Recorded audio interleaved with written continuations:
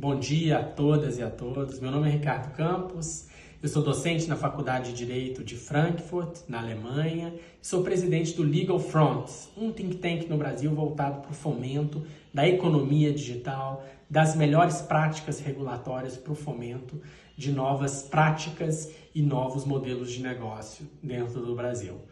Hoje eu estou aqui para o lançamento do Fórum para o Desenvolvimento de Neurotecnologias, um fórum voltado para o fomento dessa nova economia que está surgindo, que tem trazido já agora uma externalidade positiva para muitas pessoas que têm de alguma forma alguma dificuldade motora, alguma dificuldade ocasionada por alguma doença mental, e essas novas tecnologias vêm justamente reposicionar na sociedade essas pessoas, a população como um todo. O Instituto vem buscar as melhores empresas, as melhores práticas e as melhores práticas regulatórias para um debate, para a produção de conhecimento e geração de novas regulações que fomentem essas novas neurotecnologias, esse novo mercado que traz, como eu disse, uma externalidade positiva para a população.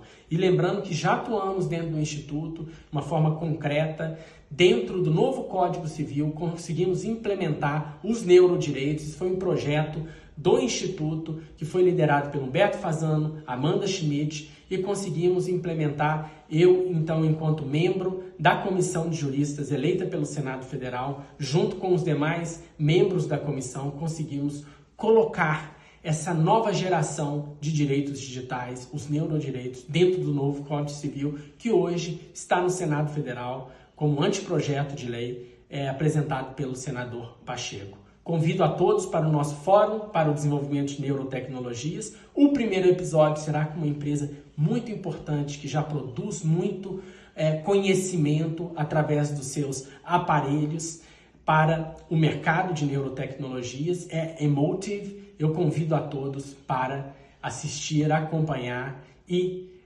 fomentar esse novo mercado dessas novas tecnologias. So hello everyone and welcome to the recording of this webinar. My name is Humberto Fazano and I'm a lawyer and researcher in the field of neurotechnologies. This is the very first episode of our new Forum for the Development of Neurotechnologies in Brazil. It is both a pleasure and an honor to serve as the organizer of this project alongside Professor Ricardo Campos. Today we are joined by truly distinguished guests, representatives from Emotive, one of the leading companies in the brain-computer interface sector, and a name of undeniable importance in this field. You will see just how central Emotive has been in shaping this area. Since I first began exploring brain-computer interfaces technologies, I have felt a growing fascination and excitement for their potential. Each time I have worked with a device, I have experienced firsthand how these tools can open new ways of understanding the human mind and its possibilities. My engagement within this field is not only professional, it is deeply personal. Having faced challenges with mental health since I was very young, I have long sought ways to understand and to enhance the human mind beyond traditional approaches. This drive fuels my work within the BCI sector and my belief in their potential to create meaningful impact. I am deeply committed to continuing this journey, driven by the belief that BCIs and other neurotechnologies can transform the way we live and think. Among the devices I hope to explore next, Emotive's leading technologies stand out as benchmarks in this field, true pioneers in the forefront of this next frontier. It is precisely this promise that brings me to acknowledge today's guests. Emotive stands out as the leaders or one of the leaders of what I consider to be the next frontier of brain technology. I strongly believe that this frontier is more than a technology breakthrough. It is a path toward unlocking new potentials, new dimensions of human potential, and advancing the very future of mankind. This belief is what drives my work, my curiosity, and my strong support for pioneers shaping this field. Before we proceed, I would like to express my deepest gratitude to Kim Oh and Nicholas Williams. I sincerely acknowledge them and thank them for being here with us today. Kim O is the Chief Commercial Officer at Emotive, and Nicholas Williams is a cognitive scientist and research leader at Emotive. Now, let's talk about our plans for this future. For this forum, we aim to bring together guests from diverse sectors, the BCI industry, the medical field, and professionals working across a variety of BCI applications. These include medical technologies, personal enhancement, rehabilitation, entertainment, military usage, marketing, just to name a few. You will hear directly from these innovators and from leaders within the respective fields. As you listen today, I encourage you to think about how these technologies could impact your field, your work, and your life. Our goals are clear. First, to introduce these innovators and their creators to the public. And second, to foster engagement with investor, venture capital firms, Brazilian banks, hospitals, and professionals developing and utilizing neurotechnologies. Ultimately, our intention is to cultivate an environment that encourages collaboration and innovation, a space that can help make Brazil one of the leading countries in neurotechnology research. We want to hear directly from those who are actually building this new reality, these new technologies, and leading this market. This is what drives us to launch this project today. So without further ado, I would like to welcome our guests with a few introductory questions. So Nicholas and Kim, I believe, is a good after for you guys in the United States. Up front, I want to make a question that is regarding neurotechnology as a whole. So what makes neurotechnology such a compelling frontier today? Yeah, Humberto, thank you so much for the opportunity to speak with you and present neurotechnology. So, for more than a decade, Emotive has been developing cutting-edge EEG headsets and neuro AI software that can help us better understand how the brain works, whether it's in research, health, education, or even how we experience the world around us. From consumer-friendly devices to enterprise-grade solutions, Emota's mission is to democratize access to brain data, empowering individuals, researchers, and organizations on how they can harness insights that were once locked away in the lab. The technology is used globally, from advanced mental health and cognitive wellness to creative immersive experience to unlocking really the next frontier of human AI interaction.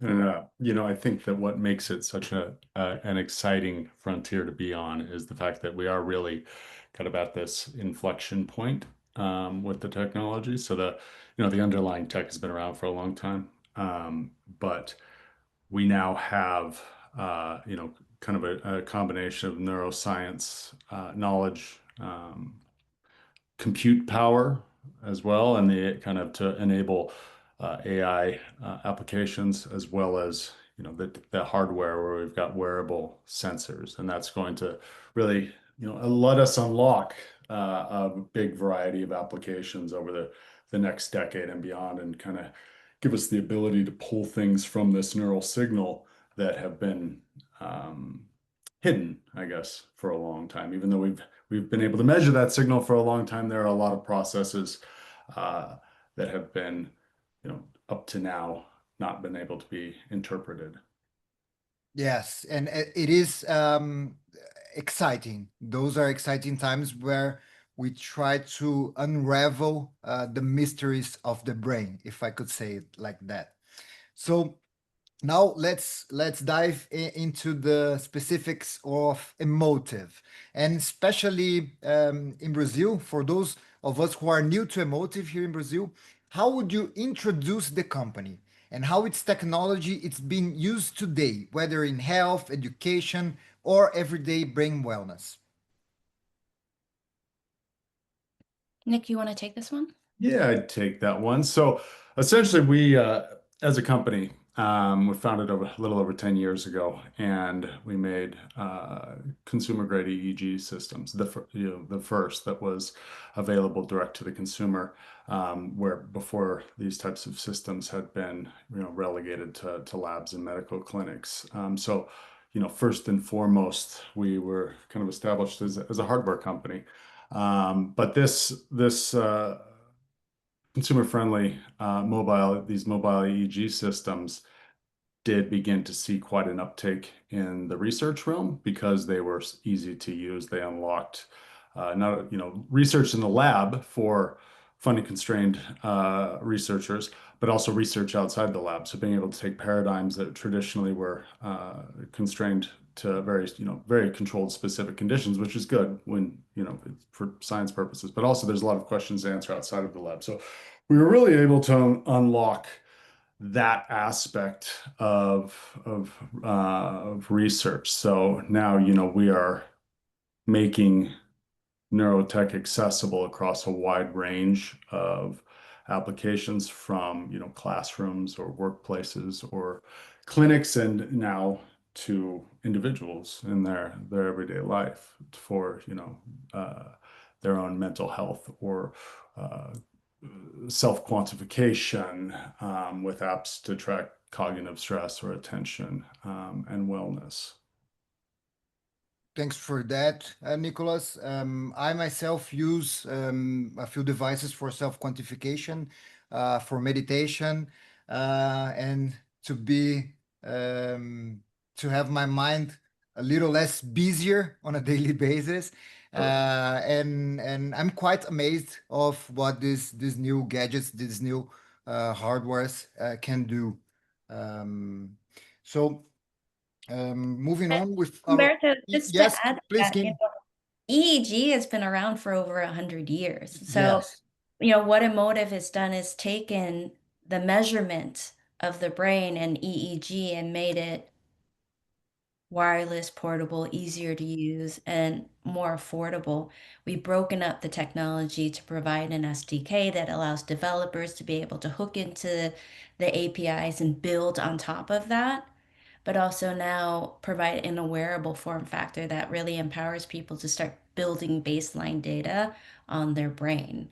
For Emotive, we want to be the connector between people and their environment and the technology around them, almost kind of like a neuro bridge. I understand. And okay, and in this field that you guys have already established yourselves, and I'm going to bring a specific question for the Brazilian market here. Maybe you guys already have a position, an understanding about that. But is it important for an emerging market like Brazil to engage early with these kinds of innovations, with this kind of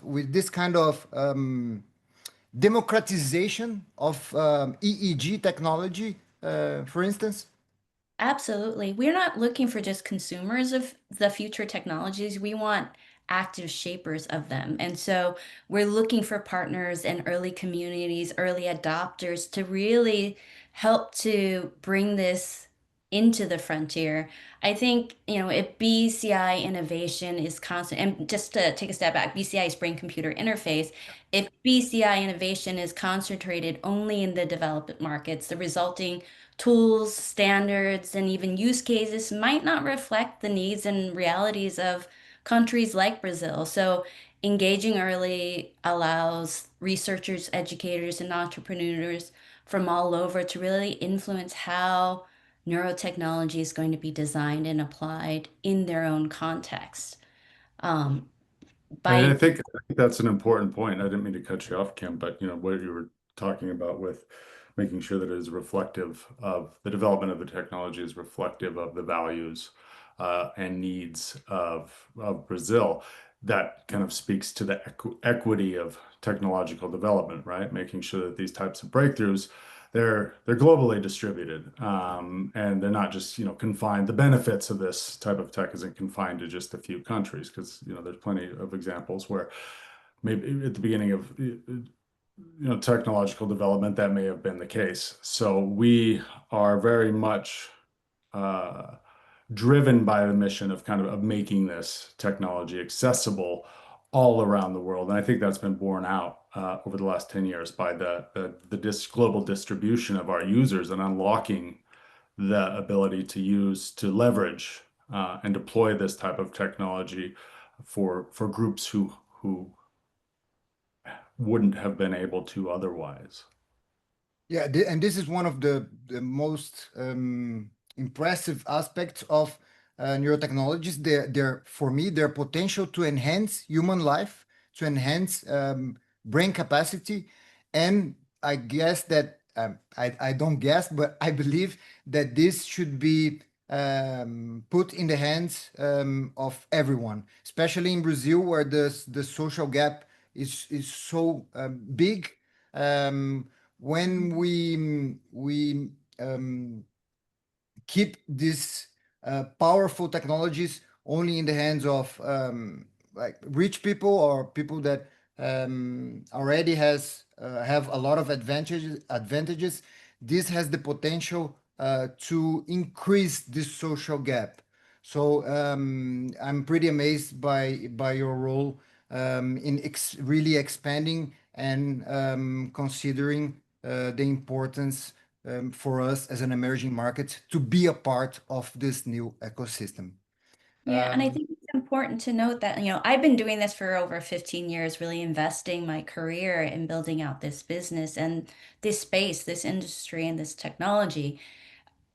You're seeing big tech signal in terms of, some of the various organizations filing patents to incorporate EEG into their technology. You have entire divisions exploring and understanding how to unlock value from measuring the brain and being able to integrate that into their different experiences or products.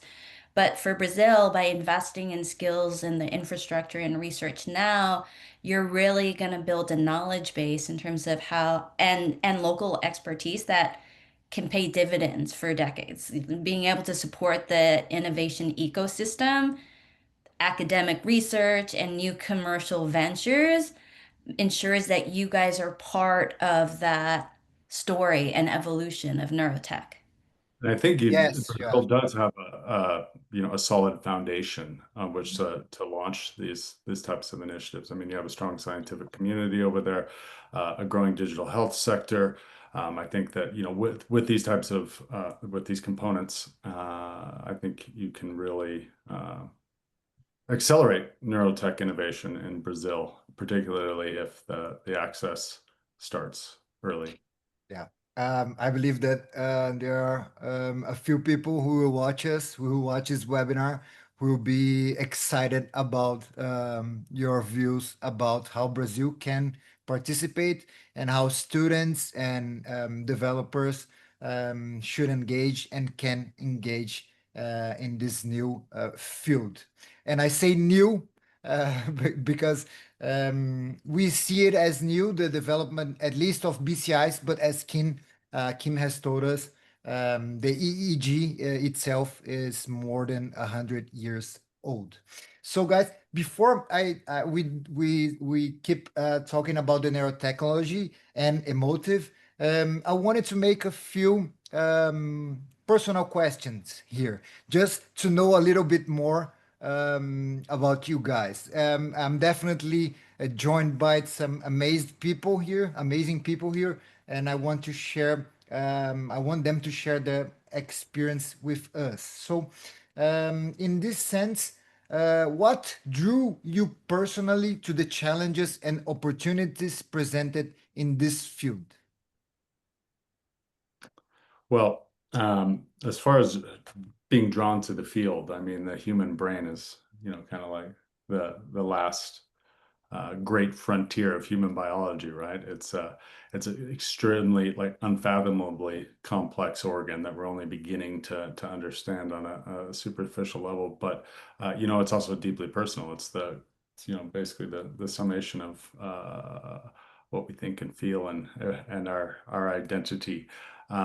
So there's that kind of drew me to this area in general, and then drawing me to a company like Emotive and neurotech, the field of neurotech, is that kind of taking the theory involved in understanding the human brain and the human mind and being able to put it into action. So, rather than just studying the brain, which I had done when I was at university, we are able to, I am able to contribute to programs that help to give people the tools to understand their own brains, right? And to be able to hopefully, optimize their own mental states in their lives. So it's really exciting to be at the forefront of this technology, involved at this stage of it, and for a technology that I really believe will be deeply embedded in people's lives soon. Yes, we share the same beliefs, Nicholas. And thanks for your personal notes and personal takes on this subject. So regarding the company, Kim, if you would like to say something Yeah, about your personal history or how your sure. previous experience shaped your current role at Emotive. I think, yeah, for me, 15 years ago, Yeah. we were one of maybe two other Yes. companies that were doing anything in this space. We were facing into a lot of naysayers saying that, the tech wouldn't work. Since then we've been able to validate it and have the tech be peer reviewed. It's been Yes. used in thousands of projects worldwide. We see thousands of published papers Yes. on Google Scholar successfully leveraging the technology to understand the brain in context in a lab and outside of a lab. But being able to grow a company alongside our founders, Tonley and Jeff McKellar, was an incredible opportunity. But also being able to grow an industry and grow a whole field by being able to lay the groundwork for now, hundreds of companies that are in this new neurotech space. And even now, I think the space is still very young and hasn't matured into what it will be. But that was an incredible opportunity. And so I'm really thankful to Ton and Jeff and giving me the opportunity to build this alongside them, and really kind of push the boundaries of how people engage with this type of technology. And also thankful for all the different enterprises that have trusted us in terms of unlocking value from the technology in new ways, from working alongside L'Oreal, Dell, and JLL by example, but also a lot of the academic institutions. Every time we partner with these organizations, we unlock something new, we create something new that doesn't exist, and we learn something about the brain. So, uh, you know, 15 years later, I still have a lot of that same excitement, and I'm looking forward to see where the industry goes. Yeah, I'm just going to say to our viewers that if they are up to see something real cool, search for the L'Oreal partnership with Emotive. That's amazing. The development of perfumes, it's really cool. And for me, it's a showcase of the leadership and the position that Emotive is in the forefront of the development of these technologies. So, um, and how would you describe that today's, which is Emotive's core focus today? Yeah, so we're making neurotechnology accessible, Yeah. scalable, impactful, really beyond the lab. We're sitting at this intersection of neuroscience and everyday life with the new wearable form factors, but developing EEG headsets and neuro AI software that really transform brain activity into meaningful insights and real world applications. And if I can ask one more question regarding the company, I guess that you guys already touched this subject, but there are a few adjacent fields in the sector, like digital health, maybe neuromarketing, neuro enhancement. I know that maybe those are not the best terms to describe hardwares or softwares, but is emotive engaged in other fields besides from the ones that we already know from your current products? Yeah. For Emotive, we're a platform company that really bridges all of these adjacent fields like the digital health, neuro enhancement, neuromarketing, while really staying anchored in neuroscience and responsible data use. So in digital health, our EEG technology really supports early exploration into the detection and continuous monitoring of brain-related conditions, as well as tools for cognitive wellness and mental fitness. We're not a medical device company today, but we are building research grade solutions that can inform various pathways and empower people to really take a proactive role in their brain health.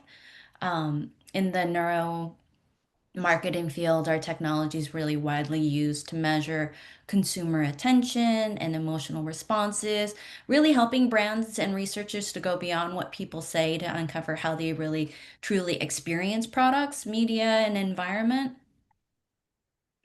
And I would say, just add what ties all of this together is our core mission. Yeah. Again, democratizing access to that brain data, enabling people and organizations across, all the different sectors to generate insights, design better experiences, and really push forward innovation. And I guess that the Emanate and the Emotive apps, they are instrumental in this thinking behind making brain data more accessible outside of the lab, right? I guess that this is one of the ideas behind this hardware and the software. Yeah, yeah, absolutely. Our flagship product, which was the original one, we're now on, the whatever it is, third or fourth iteration of it. That is something that is easily deployable outside of the lab, but ultimately not something that people are going to wear all day, right? It is easy to set up, but it is still, there still requires the setup. So what is key to unlocking the kind of all day monitoring, measurement, quantification, self-quantification is something that's as simple to put on as your smartwatch. It's now a large proportion of people wear smartwatches, whether it's an Apple Watch or a Garmin watch or a Fitbit. So something that's as easy as that to put on, which, what is another form factor that people tend to use very frequently? Earbuds. And, there had been a lot of supporting evidence regarding measuring neural signals from within the ear canal. And so again, that has really the key is going to be one of the keys to unlocking this kind of at the early stage that we're at, unlocking the ability to leverage this type of neurotech for the average person across their normal kind of working, living day. Yeah. And I trust that, and I'm hopefully going to be one of the early users of your new iterations of your new hardware. So I have another question here in the same regarding the same topic, but at least regarding the same objective here. Um, could you uh, put in words or say to our viewers what existing problem today or what user needs today you are trying to address? If there is such a specific, not preoccupation, but this specific goal within the company to address existing problems and user needs? Yeah. Well, I think when we first started Emotive, the problem that we saw was that access to high quality brain data was locked away. It was expensive, it was complex, it was only available to specialized labs and clinics. But at the same time, there was this growing need for more accessible, scalable, and user-friendly neurotech. And so we wanted to be able to apply that in real world challenges outside of the lab. In terms of what we saw as the unmet need for researchers, it was the ability to kind of collect reliable EEG data at scale without prohibitive costs or technical barriers. For individuals and organizations, it's really about having tools to better understand um, cognitive stress, emotions, focus, and all of that in everyday context like education, wellness, or workplace performances. Being able to bridge the gap between neuroscience and practical applications is what we're working on today, making that brain measurable, understandable, and at the same time actionable in ways that Yeah. we can improve the lives. That's a huge statement, but that's certainly something that we've been endeavoring to work on. Nick? Yes. Yeah. I feel excited only listening to you talk about it, Kim. Yeah. Um, So I have a few questions about product and user impact. We already cover a few subjects, but maybe this is for Nick. I don't know because he's the research lead here. But also Kim, you told about this issue specific, which is the vast amount of scientific papers, articles available on the internet regarding the emotives uses. How do you guys ensure this scientific validity versus or scientific validity and user friendliness in your designs?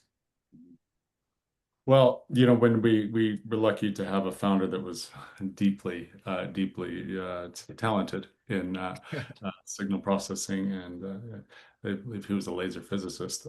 So we started from a pretty good spot as far as building the hardware, and then there was in the early days there was some skepticism regarding the validity of the device. People wrote it off as a toy, right? And then as some researchers began to integrate it into their work, there began to emerge peer-reviewed papers that demonstrated correspondence between the signal from our system and signals from clinical grade systems, and showing that, in fact, our systems actually do measure a signal that is statistically similar to the clinical grade system. So researchers, third-party researchers then began to show similar results across a wide variety of paradigms and use cases. So really that has helped to support our systems. Of course, we do our own internal validation when it comes to the hardware, as far as from an R&D standpoint. When it comes to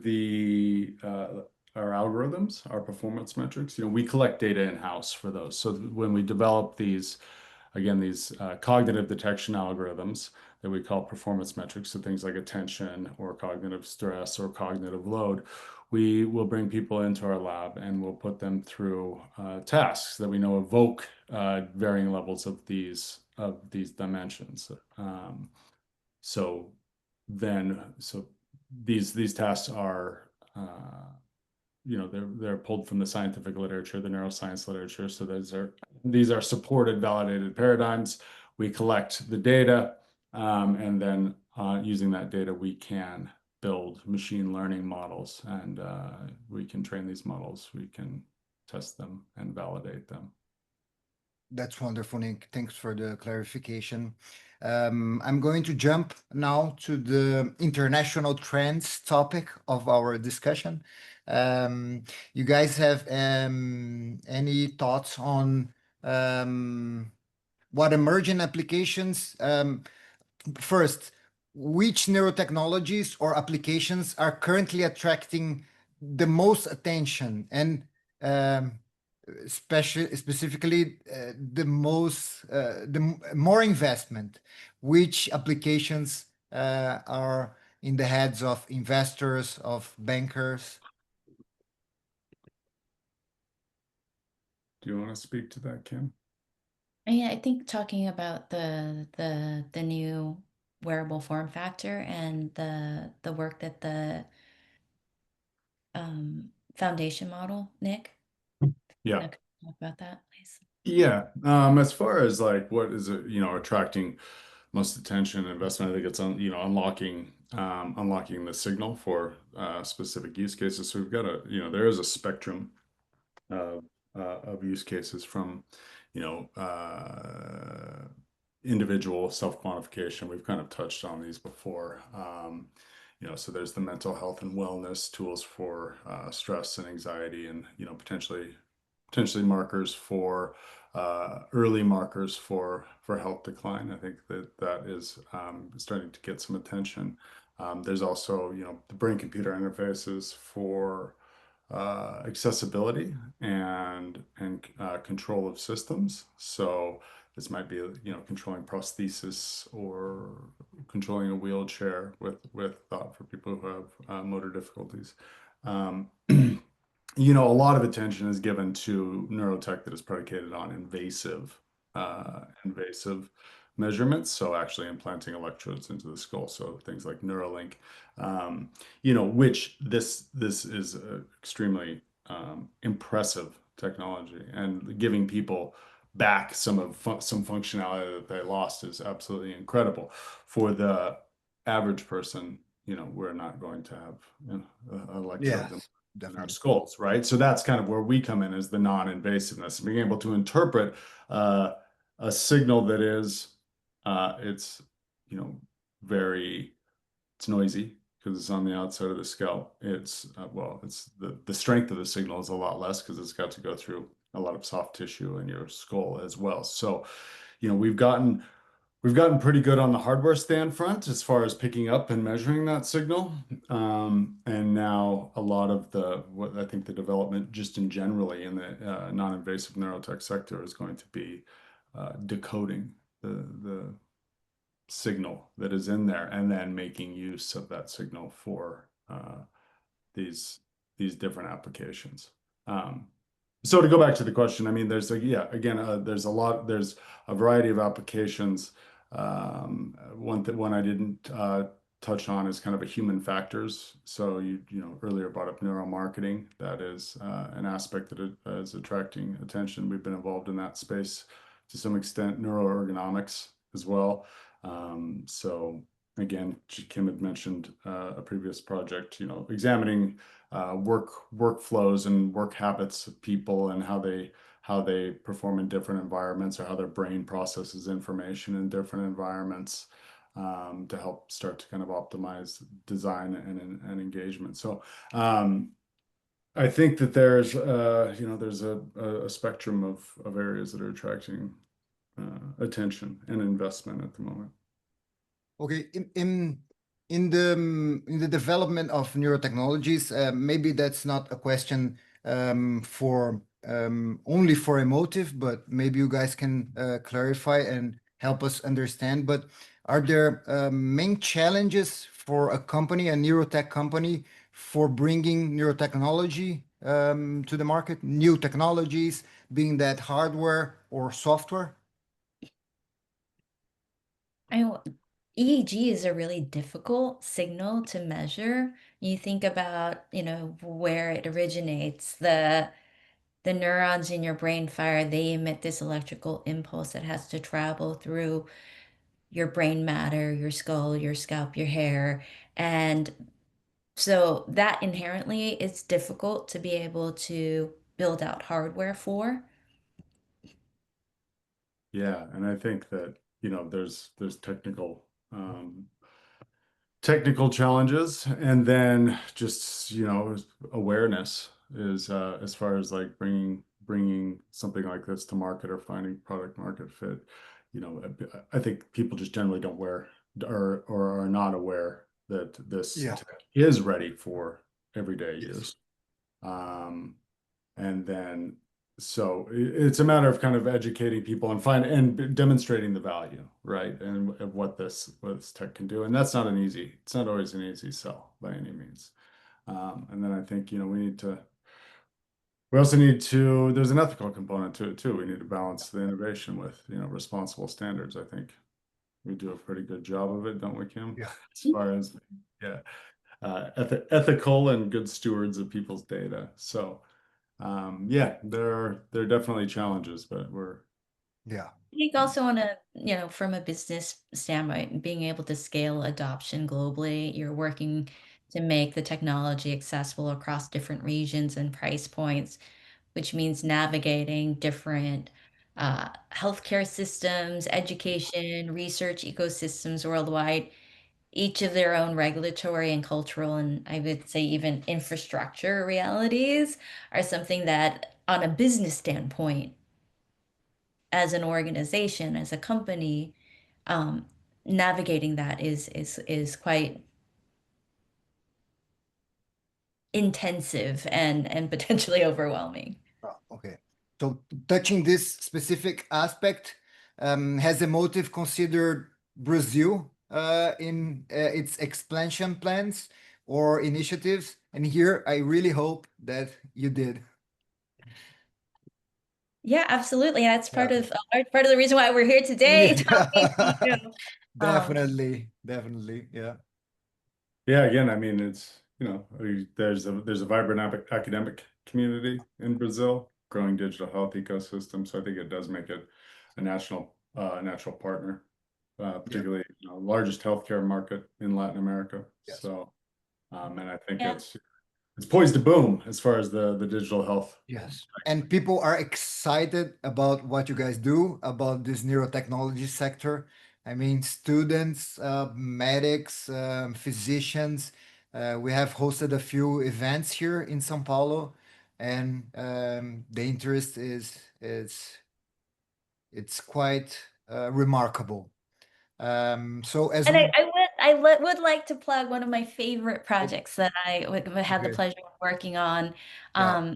Our technology was supported in a really remarkable achievement, not by us necessarily, but Rodrigo Mendes. Yes, He, definitely. Yeah. Mm. he was able to drive a Formula One race car using our BCI technology with the Epoch. We collaborated with him and his team. Um, it just demonstrated both adaptability and the potential for social impact of neurotech in the region. So we were incredibly grateful for that experience and for Rodrigo. Yeah, for our viewers, Rodrigo Mendes is the lead of the Instituto Rodrigo Mendes. It's amazing. This project is really amazing. Hopefully, we will have someone from the institute in our project as well. Yeah, we have a few Brazilian researchers and professionals that have helped the field. I would like also to mention Professor Miguel Nicolelis. He developed exoskeleton that managed to help one paraplegic patient to kick off the World Cup here in Brazil. I don't know if you guys remember that, but in our inconscient here in Brazil, it's a pretty beautiful image. Um, so as we draw to a close here, I would just like to bring one last question about the Brazilian sector, the Brazilian space. If you guys have any recommendations, thoughts, or tips on how we here in Brazil can help the country and the ecosystem to be more attractive, a more attractive destination to neurotech companies. Well, that's tough, like giving some specifics. Just generally speaking, there's no easy, I guess, solutions, or, there's always, it helps to have clear regulatory pathways for digital health tools. That's, kind of glib of me to say, because that's a big issue that is on the government. But just investment in talent, and trying to provide the talent and the training, and so that the neurotech expertise can grow. And I think just doing what you're doing here, Umberto, which is raising awareness, and exposing the next gen of becoming scientists to the different types of tools, as well as exposing us to your locale. I think that these types of education are really, really important. Thank you, Nicholas. And we also work on the regulatory landscape, and one of the reasons we want to hear from companies is to have this perspective and to engage this perspective into the creation of new regulations. This is very important for us, and we believe that the only way to bring up regulations able to promote the development of new technologies, not only neurotechnologies, but this is the way to make it. We need a comprehensive view from the people who are with, as we say in Brazil, with the hands on the matter, com as mãos na massa, and those are you guys. So I would like to thank you immensely for your time, for your patience. And before closing, if you guys have anything to add, any thoughts, any considerations, please, this is your space. Just thank you so much again for the opportunity, Humberto. It's been a really fun and great conversation. Any organizations, academia, or companies, enterprises within Brazil that's interested in having a conversation of educational or potential partnerships, we'd love to engage. From our standpoint, we can't build out the industry on your own, and really being able to work alongside companies and organizations to really develop the technology to create the use cases that will really bring impact. Means being open to collaborating and talking to everyone. Thanks, Kim. Yeah, and just kind of going from that, one of our strong suits is our versatility as far as our products are concerned. So, we've been talking about some very specific use cases, but there are a lot of use cases for this type of technology. And one of the things that we really enjoy doing is helping people to succeed in those different use cases. So we are very open to just being supportive for somebody who or a group of people who they may not be sure how to best deploy this tech. So anybody that is thinking about incorporating us into their their enterprise or their small research groups or whatever it is, don't hesitate to reach out to us. Thanks, guys, and I strongly believe that this will be the case. This will showcase these new solutions, this beautiful company to whoever doesn't know it, and maybe unlock a few doors. So once again, thank you for your time. Thank you, Kim. Thank you, Nicholas. Thank you, Emotive. Thank you, Legal Fronts Institute, for all of the support. And thank you for my friend Francisco, who is at the backstage working for everything to go smoothly.